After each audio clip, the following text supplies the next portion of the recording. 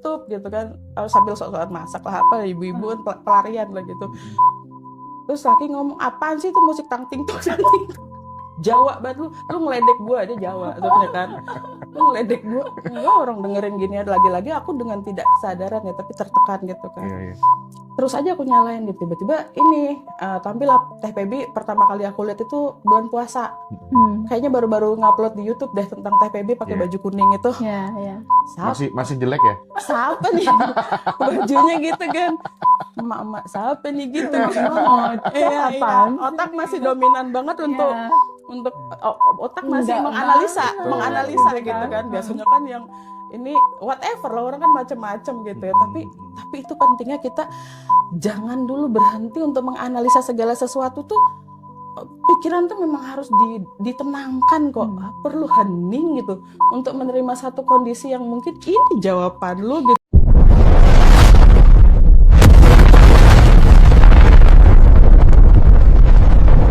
Sadari dirimu siapa. Assalamualaikum warahmatullahi wabarakatuh. Sahabat SDS semua, semoga semua dalam kondisi yang sehat. Hari ini kita menyimak kajian kembali bersama Teh Febi dan tamunya, Mbak Yohana. Semoga channel ini mampu menemani jiwa teman-teman yang sepi, mampu membersamai para sahabat yang lagi bersantai. Daripada nggak ngapa-ngapain, mending kita belajar bersama Teh Febi. Dan semoga ilmu yang diberikan Teh Febi bisa kita terapkan dalam kehidupan sehari-hari.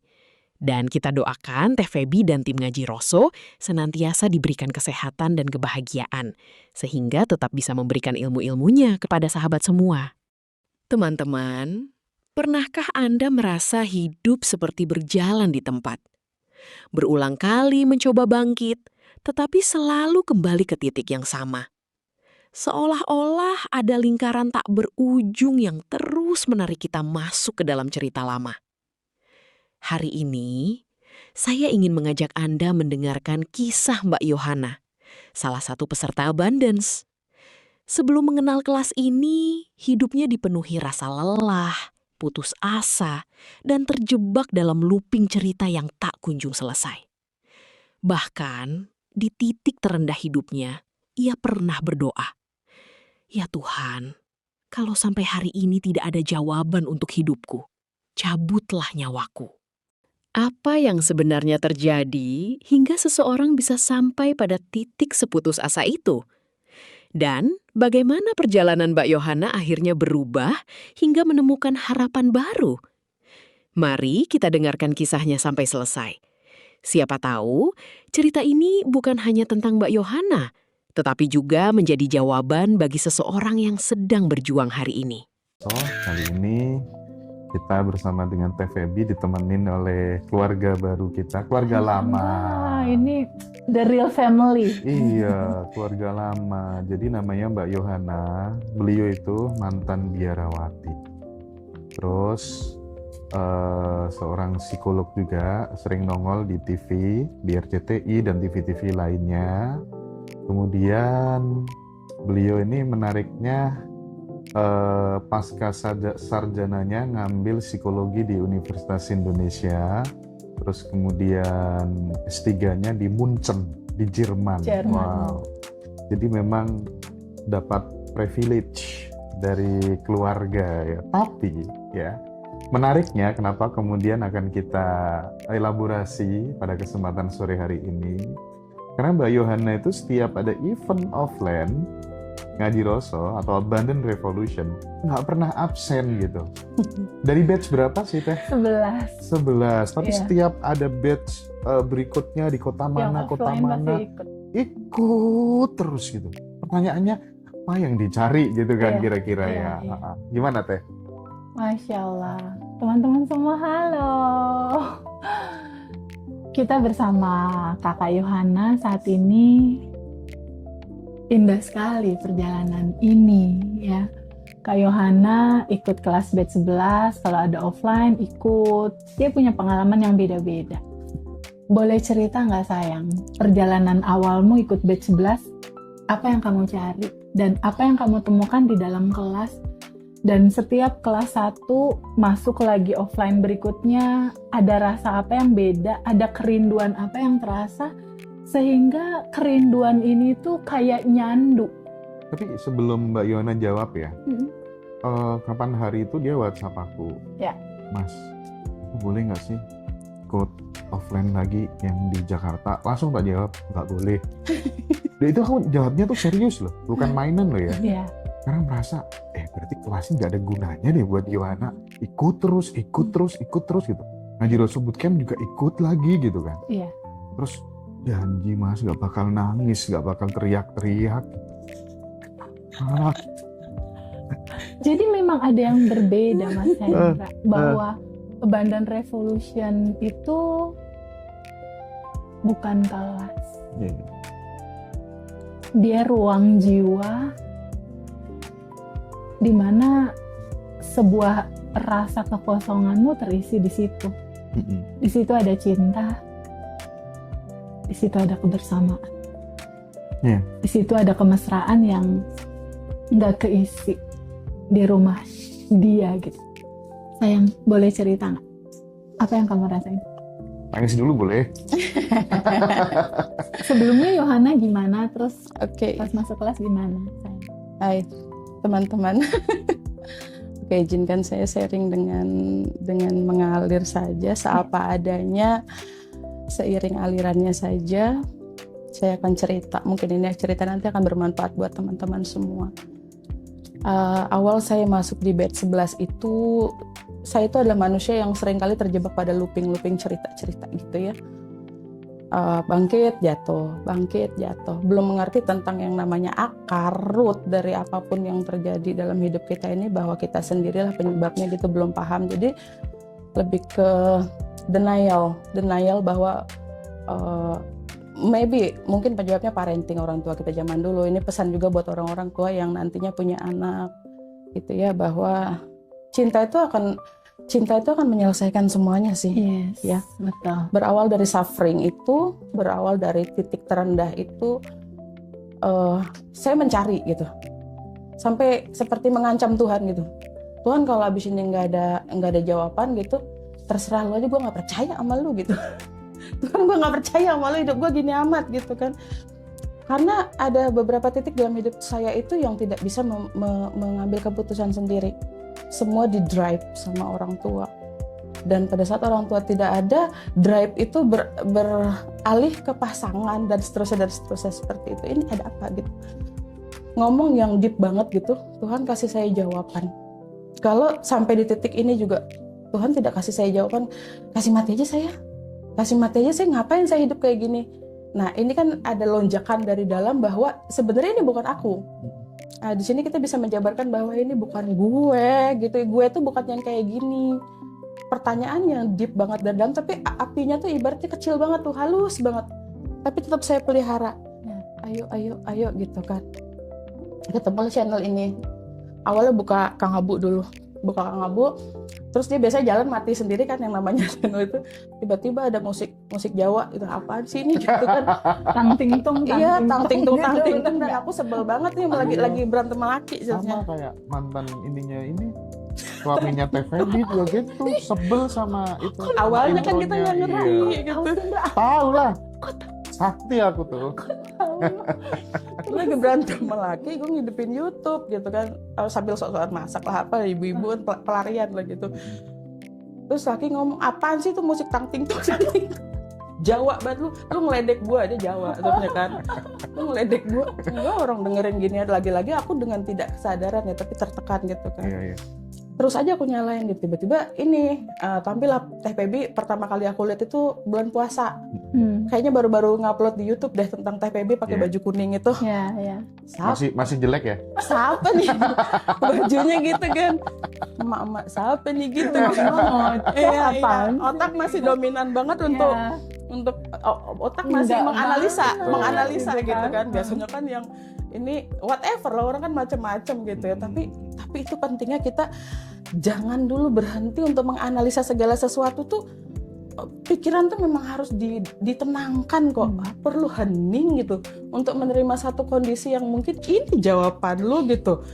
Otak berhenti nggak sih lu mikir gitu, berhenti nggak sih lu overthinking untuk menilai, ngejudge segala sesuatu gitu. Akhirnya clue yang nyampe ke Yohana itu tema yang mana ya?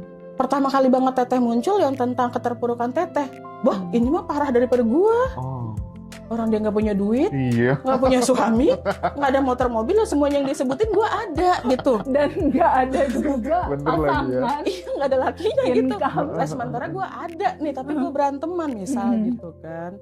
Nah, pada akhirnya aku ngerasa gini, lah ini mama gini aja bisa gitu. Kenapa gue nggak dengerin gitu? Kencengin dulu dikit suaranya kan gitu. Seru nih gitu. Baru-baru kayaknya diupload tentang TPB itu belum kelas juga paling baru batch 1 batch 2 deh kayaknya dicerita Ini gitu. lebih parah daripada aku lah ya gitu ya. Kayaknya dia lebih menderita daripada Iya. gua, tapi dia ceritanya ambil ketawa lagi gitu kan. Masa gua nggak bisa gitu kan? Jadi happy loh menceritakan tentang dia yang begini. Terpuruk 1,3 M lagi utang, gua gini-gini nggak ada gitu, misalnya gitu kan. Ini ada yang lebih daripada gua terpuruknya di mana sih sebenarnya bikin gua nggak bisa move on gitu. Dengerin aja sampai selesai. Pada akhirnya terus mulai dah klik ngaji Roso dan buka. Pelajaran pertama di waktu itu adalah cobalah menghening dulu, Ya. mendiamkan pikiran lu yang berisik untuk menganalisa, menilai otak kita kan suka terbiasa overthinking ya. Coba turunin dulu, coba turun ke rasa aja, rasain deh kalau kamu kayak dia, apa segala macam kayak gitu tuh. Terus teteh bilang apa ya tentang isi pesan hidup tuh bahwa hidup tuh indah lah gitu. Waktu itu Indahnya di mana? seorang Joan akan Gitu ya. mah Kata orang Yo. gue anjing indahnya di mana? Anjing. Ya kan maksud dalam keadaan marah pasti Iya. ada Teori trigger kan. banget sih tuh orang gitu ya. Monyet di mana indahnya gitu. Hati masih gemuruh. Tapi ada dorongan untuk terus lihat aja, lihat gitu, jangan di skip gitu, lihat gitu kan. Ya udah. Terus Mas dari situ ada daftar aku coba tuh daftar deh gitu. Akhirnya aku mulai dari batch 11 online. Mulai bab 1 bikin kepala gue ambiar. Perasaan ini bukan gue ya gitu. Iya. Kesel ini bukan gue. Iya. Ekspektasi ini bukan gue, pikiran ini bukan gue. Ini body yang juga gue sok-sokan bagaimana bukan gue. Iya. Ini ku ambiar. Jadi sama pada saat Mas Kram ya? kram otak. Otaknya kram. Tapi aku tidak berhenti. Heeh. Aku biarin aja hancur sekalian. Termasuk aku adalah manusia yang nyinyir dan paling fanatik pada masanya Oke. Iya. tentang agama. Hmm. Hancur tuh. Hancur. Apa yang gue yakini? Keyakinan apa nih? Kebenaran apa yang gue paksakan terus untuk ada ini ternyata nih. Oh ternyata itu kan semua orang punya persepsi ya. Tapi Iya. di aku pribadi ambiar. Ya. Hancur gitu. Sesuatu yang gue banggain, yang gue pegang erat sebagai keyakinan gue Ternyata harus hancur dilepas. banget. Dipaksa lepas kayaknya karena suffering tadi kan. Heeh. Karena suffering. Tapi entah kenapa Mas, ada titik bahagia di situ. Kayak muncul gitu ya, Yo. Kalau dibilang itu api kecil tadinya, yang tadinya kayak ayo lihat gitu ya, itu besar. Terus batch 12 ikut lagi, reuni ikutan, waduh, 3. Daftarnya yang Iya. pertama lagi. Apa lagi? Bed 11, bed 12, reoni. sampai suami aku bilang, lu kan manusia yang paling nggak pernah mau gabung dengan pelatihan apa-apa gitu, Iya, ngerasa iya. pintar dong, ya kan, Heeh. ngerasa udah ngerasa Iya, gitu kan. iyalah wajar dong. Terus laki gue sampai komentar masih nih waktu itu tuh, lu mabuk kunyuk apa lu? Itu kan kayak orang kerasukan monyet, gue jadi ini ikut gitu kan. Yang tadinya gue untuk schedule aja, kalau gue megang pasien gue nggak bisa diganggu, bla bla bla bla. Iya, Gue iya, syuting gue nggak bisa diganggu. Sampai laki gue bilang lu kerasukan monyet ya gitu. Terus abis reuni apalagi lah selanjutnya itu Retret. Jogja dulu tahun Oh ya lalu. Jogja dulu ikut. Jogja. Yuk Terus kita slow. offline Jakarta. Tuh Offline kan kata Jakarta laki gue dia lu ngerti ikut. yang namanya libur kata laki gitu kan. Iya. Ajak suami mana pasti nih yang kecil diajak. Ikut lagi, makin mabuk lagi. Nah, gongnya kemarin tuh, yang 2 kemarin. Yang di reoni Surabaya. Yang teriak-teriak. Oh iya. Yang di teriak. depan, di atas, Iya, itu keluar, and Iya. then gue peluk. itu kayak ruh gue lepas tuh. Rasanya apa? Real, you know, ada sesuatu yang lepas, yang kayak bukan gue. Teorinya paham dong Mas, Iya. kita teorinya paham bahwa gue harus melepaskan topeng, identitas palsu gue, bla bla bla. Tapi experience rasa ini yang aku tidak bisa. I can stop. itu gue dapet. Bukan masalah attach tentang Tete, attach Mas Hendra, atau attach ngaji Rasul. This is the power something gitu. Ini kekuatan apa nih? Kekuatan apa nih? Aku bahkan tidak menyebutnya lagi Tuhan dengan simbol apapun gitu. This is why gitu. Gue ketemu apa Tuhan? Tapi syaratnya gue ngizinin terus diri gue untuk terus. Jadi setiap kelas demi kelas itu ada yang kelepas layer-layer emosi. Terlepas, rilis gitu ya. Dan ada pengetahuan baru, layer per layer itu mungkin karena memang kesadaran aku masih yang belum sampai.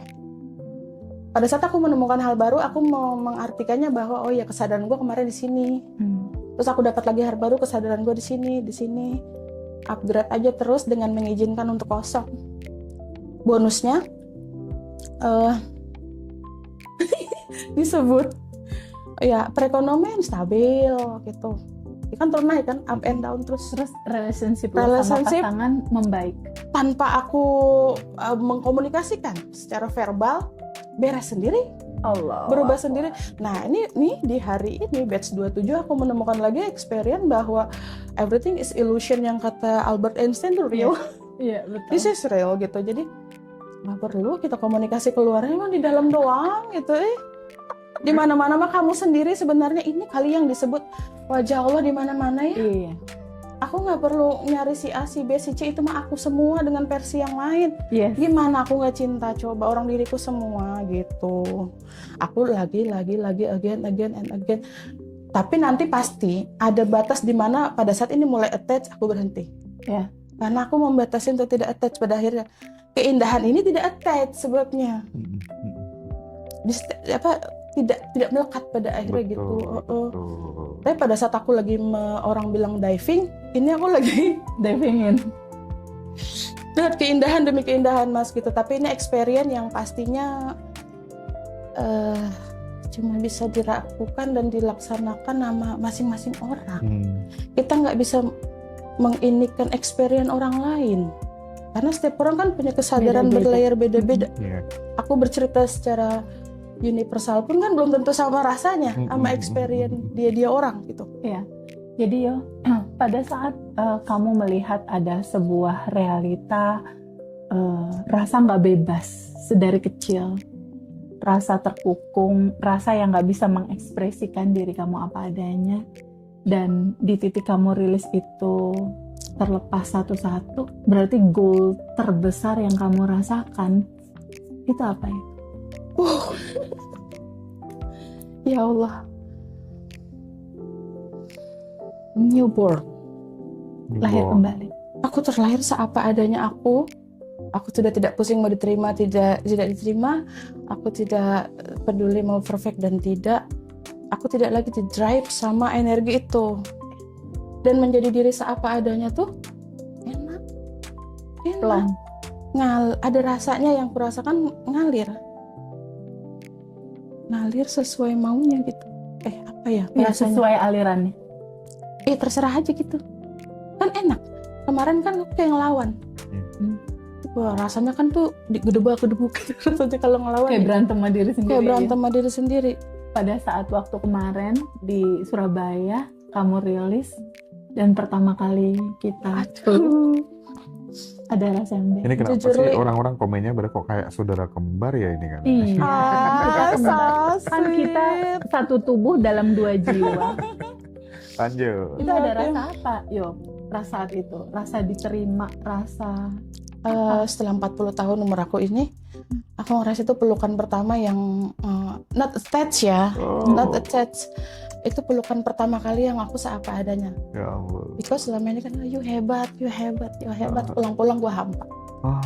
Oke?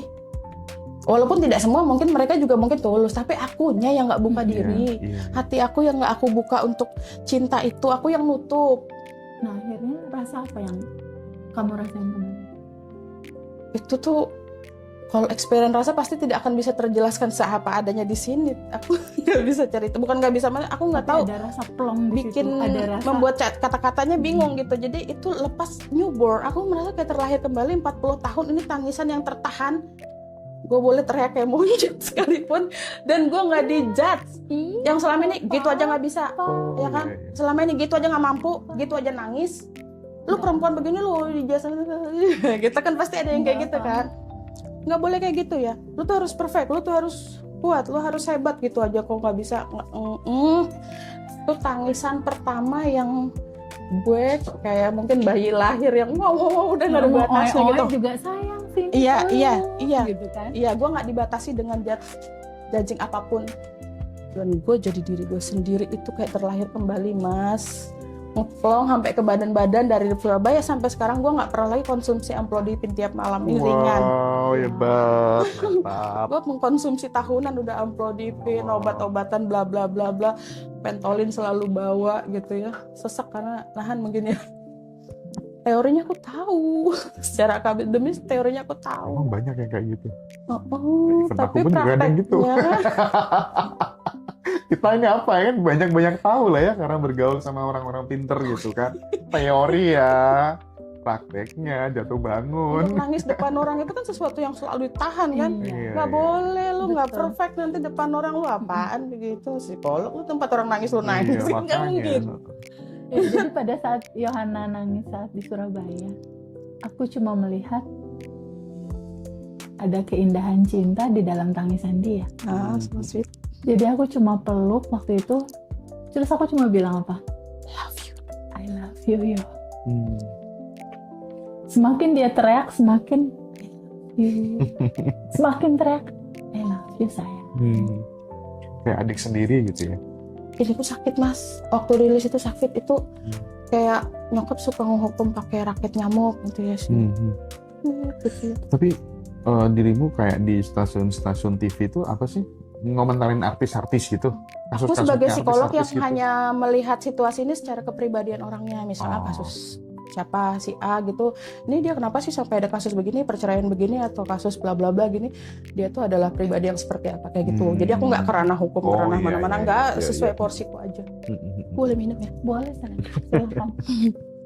Ya, jadi teman-teman, untuk semua realita hidupmu saat ini, nggak apa-apa kamu terpukul, kamu menderita, apa adanya aja kamu yang sekarang. Apa adanya. Apa adanya aja. Seapa adanya bener. Iya, apa Iya. adanya kamu aja, kesempurnaan akan tetap terhampar untukmu. Itu indahnya, Mas. Itu indahnya. Apa adanya kamu, keindahan, kebahagiaan tetap nungguin kamu. Iya bener. Tetap nungguin. Mau kamu hitam, putih, hijau, kuning. Bener. Luar biasa. Jangan minta instan juga sih, tapi kalau aku bilang Betul. nikmatin Memang gak ada yang proses. instan. Makanya tadi kan aku cerita. Iya. Kayak nanam benih. Iya. Nggak bisa instan. Hari ini kelas, sehari dua hari rilis, mau tiba-tiba berbuah. Kan nggak mungkin baru hari ini kuliah tiba-tiba skripsi mau beres. Iya. Iya. Enggak. Melepaskannya juga emang satu persatu sih mas, aku di batch per batch, pertemuan itu ikutin aja terus kosongin diri aja dulu, saking bukan siapa-siapa gitu kan. Bonus yang kalau misalnya orang bilang pencapaian, yang kalau orang bilang manifestasi itu ternyata bonus. Nggak usah diminta-minta juga Iya. mah ada. Iya, ngalir kan? Yang terpenting rasa terbebas dulu nih dari tekanan. Iya. Rasa terbebas dulu. Lalu muncul ada kedamaian, lalu sedikit terselip ada api-api kebahagiaan di situ. Iya. Akhirnya aku pensiun mas, jadi sebagai atlet lari. Atlet lari. Dari kenyataan. Perjalanan Mbak Yohana mengajarkan kita bahwa perubahan terbesar bukan dimulai dari keadaan di luar, melainkan dari kesadaran di dalam diri. Selama bertahun-tahun, ia berjuang melawan hidup, melawan keadaan, bahkan melawan dirinya sendiri. Namun, ketika ia berani melihat ke dalam, ia menyadari bahwa yang selama ini ia rasakan hanyalah kekosongan yang terus berusaha ditutupi dengan kemarahan, luka, dan sikap yang keras. Melalui setiap proses di kelas Abundance, sedikit demi sedikit kesadaran itu terbuka. Bukan sekedar memahami teori, tetapi benar-benar mengenal dirinya sendiri. Hingga akhirnya, Mbak Yohana merasa seperti terlahir kembali, menemukan versi dirinya yang lebih tenang, lebih sadar, dan lebih mampu menerima hidup dengan penuh syukur. Semoga kisah ini menjadi pengingat bagi kita semua, bahwa terkadang jawaban yang selama ini kita cari bukan berada di luar diri, melainkan menunggu untuk ditemukan di dalam diri kita sendiri. Karena ketika kesadaran berubah, cara kita memandang hidup pun berubah. Dan dari sanalah, langkah menuju kehidupan yang lebih damai, lebih bahagia, dan penuh makna dapat dimulai. Terima kasih sudah menyimak sampai akhir. Jangan lupa bagikan video ini kepada orang-orang terdekat agar semakin banyak yang merasakan manfaatnya. Sampai jumpa di kajian berikutnya.